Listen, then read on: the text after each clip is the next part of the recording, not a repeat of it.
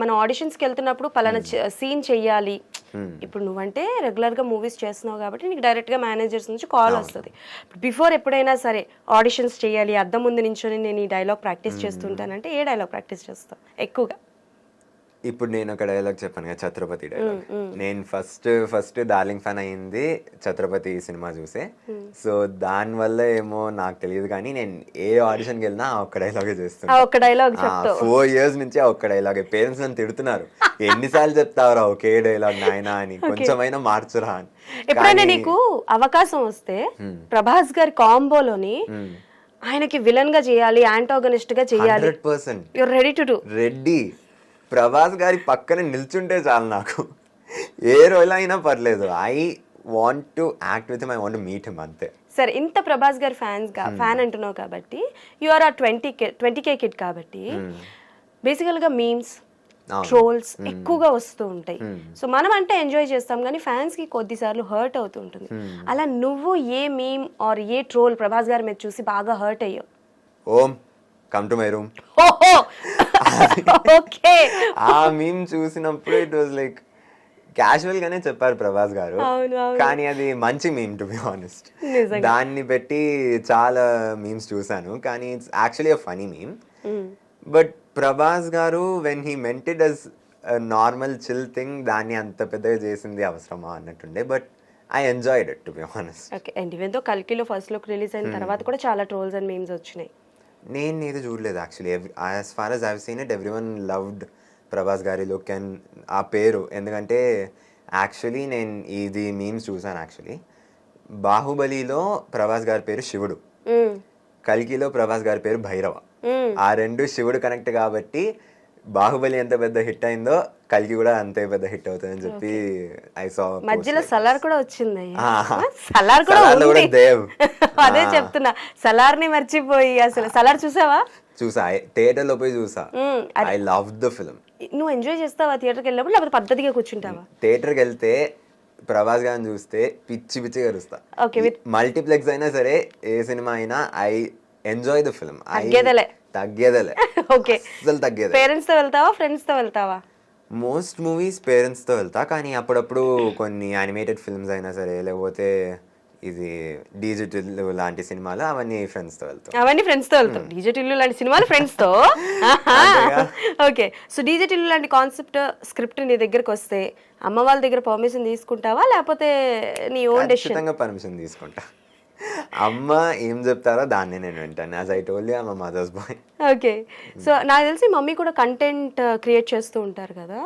అమ్మ, she is actually into this educational field అన్నట్టు. She creates websites and she has a post related to ఇది కిడ్స్కి help చేస్తుంటే with the competitive exams. ఇప్పుడు NEET preparation అయినా సరే, జేఈ ప్రిపరేషన్ అయినా సరే, she has a website which helps them. Okay. So studies విషయంలో ఎంతవరకు ఎలా ఉంటుంది అంటే, లైక్ నాకు తెలిసి షూటింగ్ పీరియడ్ లో పడ్డ తర్వాత డే నైట్ పొద్దుట మధ్యాహ్నం ఏం తెలియదు, మనకు ఓపికలు ఉంటాయో లేదో కూడా తెలియదు. సో స్టడీ విషయంలో ఇంట్లో ఎంత స్ట్రిక్ట్ గా ఉంటారు? స్టడీ విషయంలో ఎంత స్ట్రిక్ట్ ఉండే అంటే, ఇది 10th క్లాస్లో నేను యాక్చువల్లీ ఐసిఎస్సిలో ఉన్నాను అనమాట.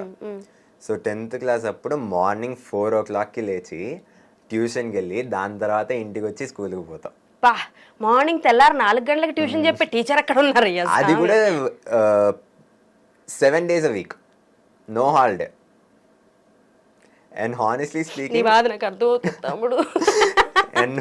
Speaking, his name is Nagaraj sir, the person who taught me. ఆయన లేకపోతే I might not have scored well in my board exams actually. నువ్వు అంత కష్టపడ్డావు. So thanks to sir, to be honest.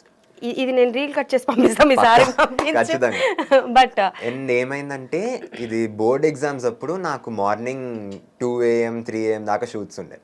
Physics board exam ముందు, chemistry board exam ముందు I went for shoot and then came and wrote the exam. ఓ, నువ్వు shooting exam మొత్తం board exam. ఈ విషయంలో అయితే మీ పేరెంట్స్ కి హ్యాట్స్ ఆఫ్ చెప్పాలి. బికాస్ చాలా మంది ఎగ్జామ్ ఉందని చెప్పి వచ్చిన అవకాశాన్ని వదులుకుంటూ ఉంటారు చాలా మంది. సో మేబీ ఈ విషయంలోనైతే హ్యాట్స్ ఆఫ్ టు యూ అక్క.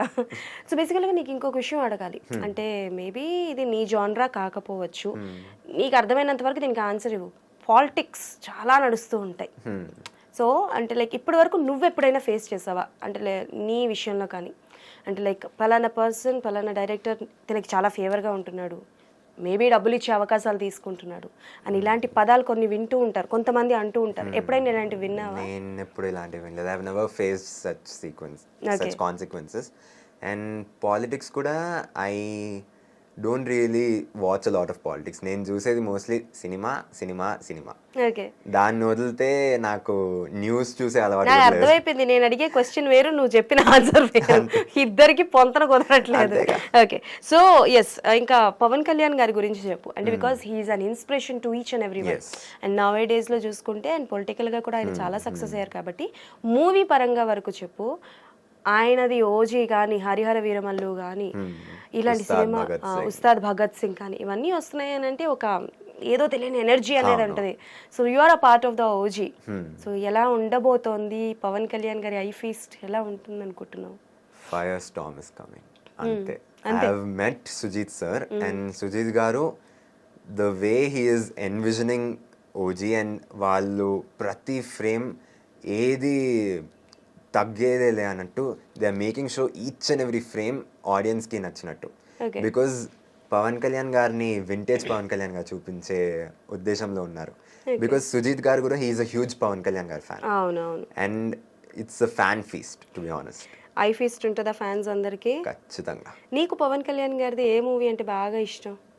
పవన్ కళ్యాణ్ గారిది పంజా. పంజా, ఓకే. పంజా ప్లస్ ఖుషి. ఖుషి, పంజా. నువ్వు ప్రెసెంట్ ఎలా ఉన్నావు అంటే అందరి హీరోలు మిక్సప్ లా ఉన్నావు అబ్బా. నువ్వు ఎవరి గురించి మాట్లాడుతుంటే వాళ్ళ జూనియర్ వర్షన్ కళ్ళలో కనిపిస్తున్నావు నువ్వు.